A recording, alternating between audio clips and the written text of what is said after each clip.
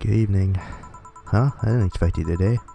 I was waiting for you to call and say you wouldn't be coming or something. Things at the Apollo Bank are getting ugly, so that means more people will be looking for a drink. You can take a break, you know. You're quite the hard worker. And the streets are not exactly safe right now. They've never been when you get down to it. And besides, I can't afford to not come with the bar closing soon. I wonder if any bar had used impending closure as a means of getting their employees to work. Seems like the total opposite would happen. Not to mention, I get bored out of my brains in my apartment, so I'd rather come here anyway. What'd you say? Nothing important. Jill isn't back yet? Nope. I wouldn't worry too much about him, though. If you say so.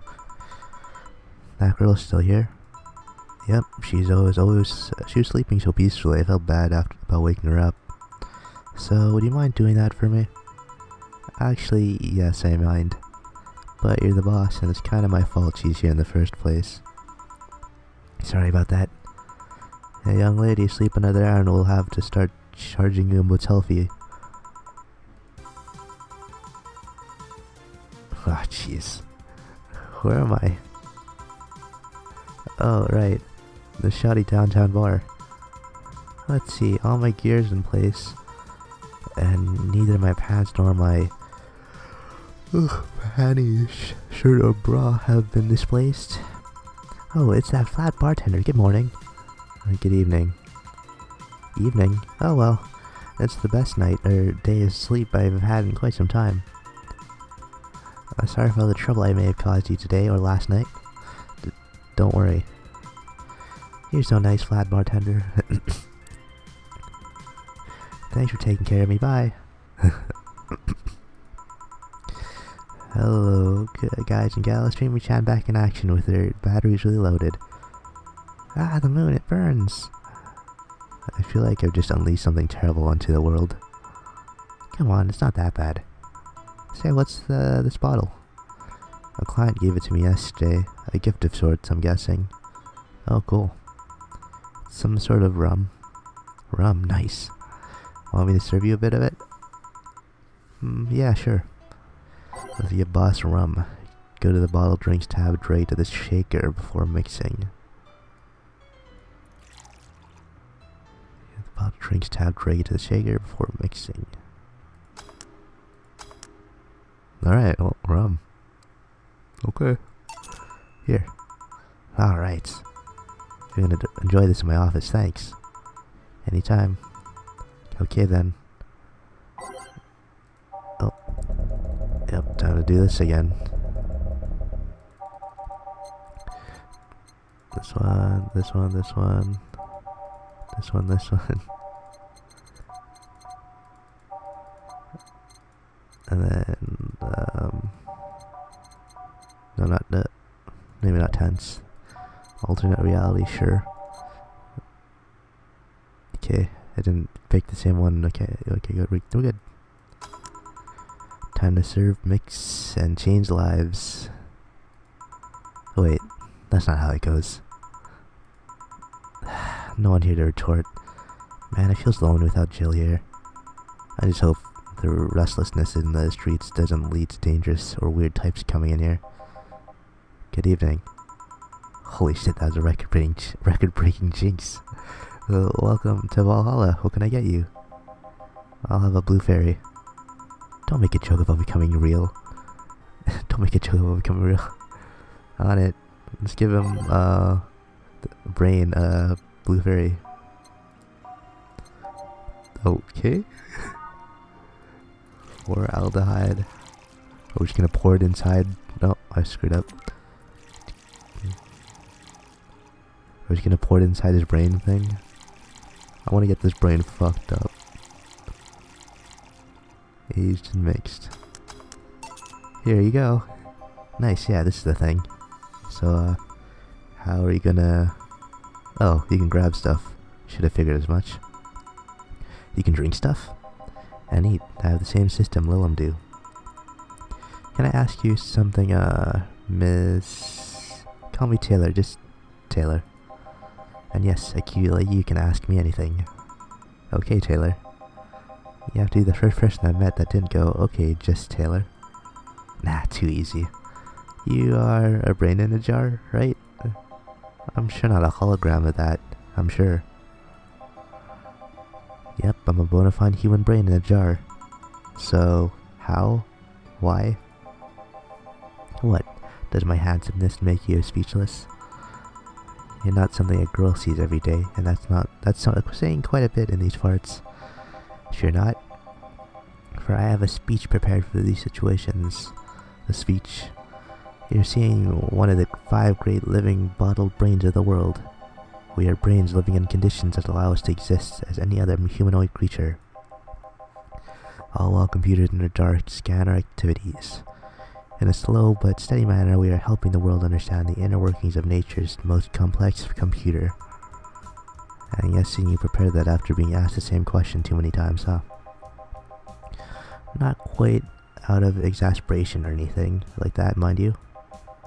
I just wanted to have something thoughtful prepared. Look, I even have a couple of pamphlets with me. You want one? Sure. What brings one of our world's 5 brains in a jar to this place, though? Oh, I'm from around here, actually. I just wanted to take a walk for the first time in quite a bit of time. Have you come here before? Sadly, no, otherwise I'd remember a cute face like yours. Speaking of which, can I have your name? It's Jill. Jill, that's a really cute name. Thank you. Say, weren't you scared of going outside today? What with the commotion around and all? It didn't stop you from coming here either, did it? Yeah, you're right. It's gonna take more than a cryptic but ominous news to stop me. You're awfully energetic, did you know that? Sorry, does that bother you?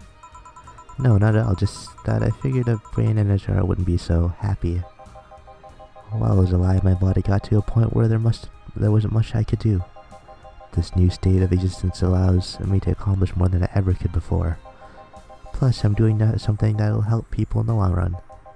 Wouldn't you be happy? I wonder. Do you want to make me happy, Jill? Depends on what it takes. Don't worry, just give me a beer. Alright then, yeah, I'll make you happy. 1 beer to make Taylor happy. 4, right? Here, a beer. Yes, no matter what happens, beer is always good. It's interesting though, just yesterday I was talking to a client about brain uploads. You were? Yeah, we were talking about how even if you upload your brain, you'd still be here. I've thought about that too. Do you think that you in the cybernetic environment would feel like she was indeed transferred? Like, would she remember everything, like waking up someplace else and so on? That's an interesting question. I was actually thinking earlier about being able to transfer someone's brain into a Lilum. One of the brains is being used in such an experiment, actually. They can make a functional Lilum. Unfortunately, the wiring and other stuff, such stuff makes it a lot more creepy, look more creepy than anything. They aren't transferring his identity or anything though, just wiring him to a body. Oh, you'd think someone would rather do that than float around exposed in a jar. I have to admit the whole brain thing does look creepy, but the body I'm telling you about is just uncanny looking. Speaking of uncanny, how did you feel when you saw yourself like this for the first time? It was quite a shock, actually. It didn't last too long though, I never was too attached to my body. Later in my life, that was almost literal. You know what the downside to this body is? I can't get drunk. If you want to call that a downside. If you wanted to drink alcohol for the taste, there are many alternatives. Drunkenness is part of the whole experience. Why though? Lilum can't get drunk. Lilum can get drunk with no problem. Yeah, but if their brain is a computer attached to their body, getting drunk causes the brains to reduce the input speed of their bodies. Depends on the model. The drunken subroutine might throw in a different behavioral cycle even. It's hard to get drunk when the whole point of you being in a jar is figuring out exactly how you work. Yeah, you're right. Hey Jill. Oh, Alma. Just, oh Alma, where's the courtesy one would expect from plebeian bar staff? Welcome to Valhalla, what can I get you? Happy? Not when you put it that way. Why, hello there, beautiful. Whoa, whoa. You hurt my feelings with that, darling. Sorry, you don't see talking disembodied brains every day. I mean, I did work in a summer in Lilum maintenance. But even then, those were talking heads. Oh, don't worry about it. At least you're not running or fainting. Your name is Alma, right? I'm Taylor. Nice to meet you, Taylor. Say, Alma, can I buy you a drink? Sorry, I only date people who are at least 50% organic and have at least one face. I know just what to strive for then. Just kidding. It'd make me happy to make you happy, but buying you a drink, does that bother you? I guess if Jill's the bartender, I don't have a problem with that. Awesome, I'll pay for your next drink then. What will you have? I'll have a cobalt velvet. And you, Taylor? I'm fine, actually. Gonna have me drink alone? I don't want to drink that much. Okay then. Let's make a cobalt velvet straight from Taylor to Alma. 2 aldehyde, flanagide, 5 carmetrine. All in the rocks mixed. Whoa, I don't think I've ever made this one before. It's like champagne served in a cup that had a bit of cola left. Your drink. Hope you enjoy it. You know, you've been nicer to me these past minutes than at least 3 guys have been in the last year. And judging from the way you two talk, I'm guessing you've been a client here for a while now, right? Only for about half a year or so, if memory serves right. Really? One would think it's been longer. It feels like it's been longer. Shut up, you love me and you know it. So you just started coming here and that was it? Well, the first time I came here, the other guy, speaking of which, where's Pablo? Jillian. Archimedes. Don't know, adventuring or something. Anyways, the other guy served me the first time I came here, nothing unusual there. The next time I showed up, Jill here was the one serving and, I don't know, I feel like she just gets me. There's this chemistry. We click. We click, she says. The fact that I feel more chemistry with her than with many other people is kinda sad though. It's always good to see nice friendship. Sadly, it's getting quite late and I've gotta go. I'll leave you two lovely ladies alone. See ya. Bye. Please come again. That Taylor sure was nice. A bit weird at first though. Apparently one of the 5 brains being studied by scientists or something. There's a summary of it in this pamphlet. Let's see. Oh yeah, I've heard of them before. Can't believe I actually met one. Say, Alma, how many people are there in your family? Just curious. Aside from my mom and dad, we're 4 sisters and 1 brother. Funnily enough, we all have names that start with the first 5 letters in the alphabet. So you're the eldest one. No, I'm actually the middle kid. You're the middle kid, but your name starts with an A? Don't think too much about it. I never said the order to reflect our ages. My sister's Carlotta, the eldest one, and there's Diana but just before me. Then comes Eva, at the bottom lies Belly. The youngest one is Bernardo. You've never been alone, I'm guessing. Can't complain about that, I guess. It helps that we were never 5 in the same house. By the time Evita and Bernie were born, Diana and Carlotta had already moved.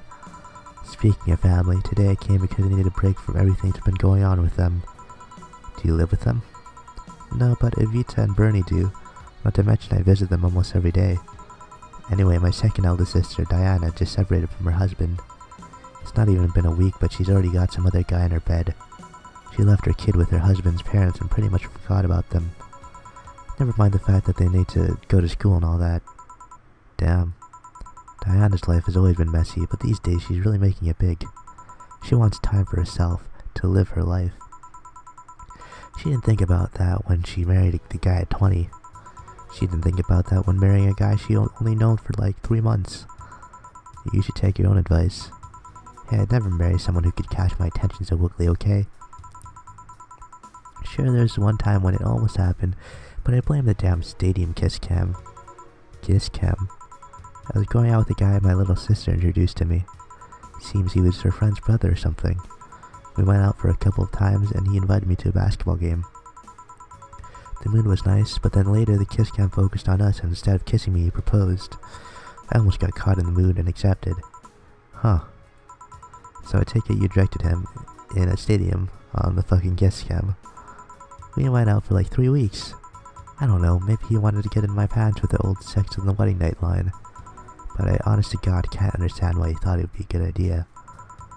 It sounds too convoluted, you know, proposing and waiting for the wedding night just for sex.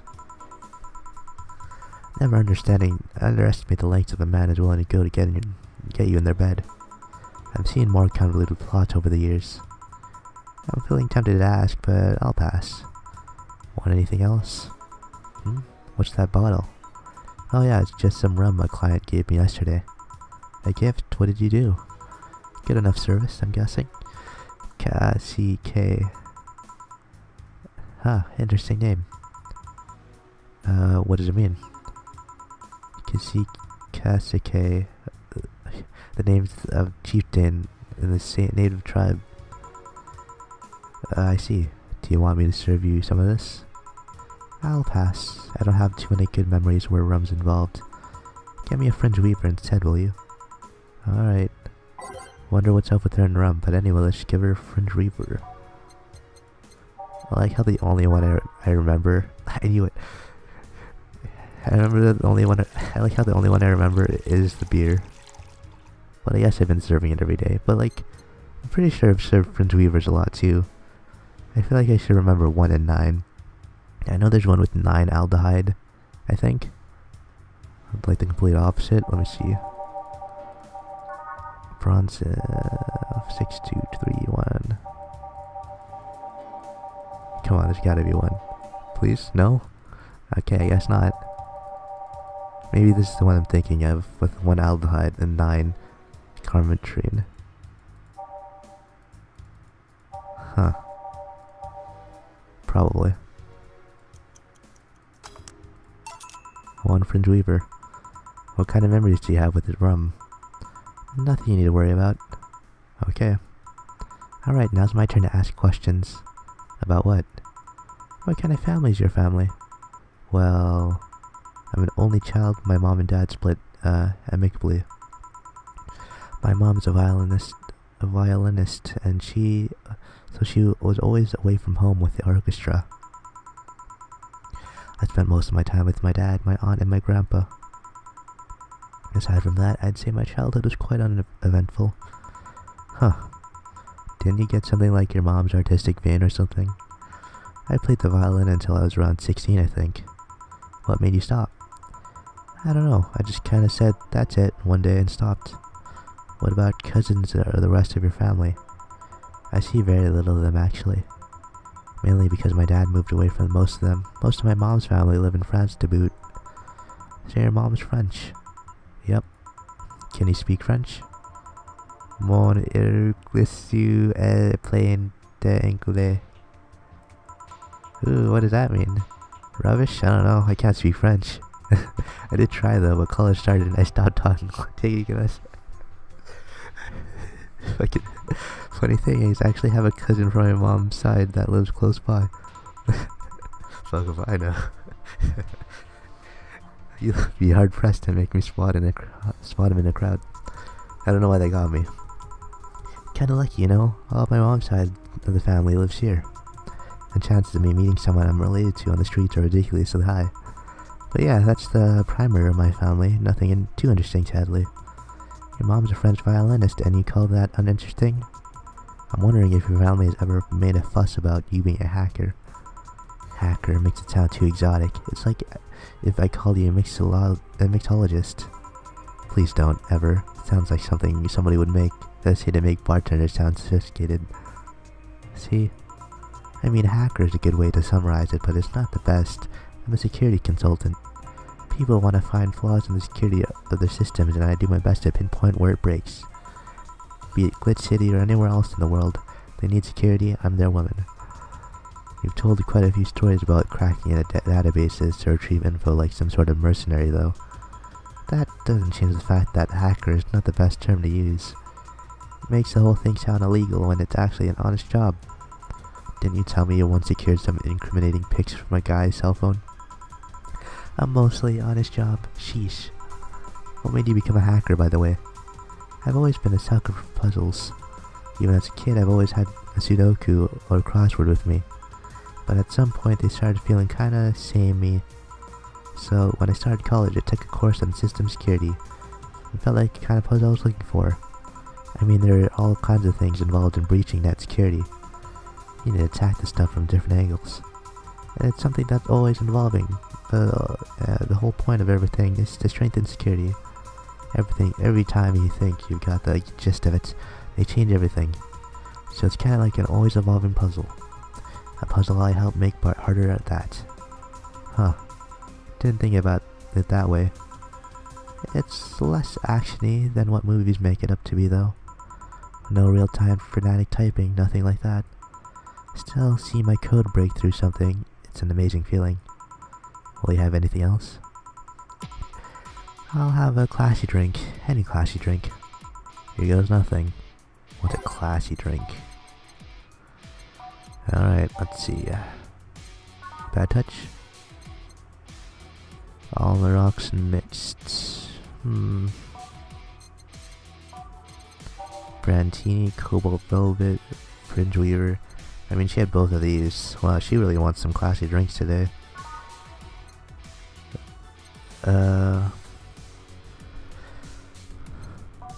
What to do? Oops. She also has Brantinis too, huh? Alright. That's what she likes, right? Brantini? We'll go to Brantini. Aged mixed. Here. Bravo, you made me very happy. Woohoo, I guess. You know, sometimes I feel you know me better than all the guys I've been with. I feel compelled to ask how many guys you've been with. If we're talking about serious, long-lasting relationships, just a handful. Casual dating and one-night stands on the other hand. Why do that? Why go through so many people? It's not like I take every guy I see to bed. What do you take me for? You know what I mean. Yeah. That's something I don't have an answer to, actually. Maybe I'm just romantic that loves having someone to cuddle with. Maybe I just get lonely. Maybe there's a deep-seated psychological reason behind it all. Maybe I'm just horny. Whatever the case, I just kind of feel like it's a quest I shouldn't give up yet. Well, it's not like I'm too different. Until recently, I too had a streak of one-night stands. Really? What made you stop? Reasons. What is it? Tell me. Maybe later. It's time for my break. Come with me. Huh. Why? Can't I stay here away from the cold? I don't trust you. You could fit a bottle between those tits of yours and nobody would know. Why not just say please come and let's keep talking at the back of the bar? You got the message now. Come. Got me then. Boss, I'm taking my break. Call me if anyone comes in. Sure.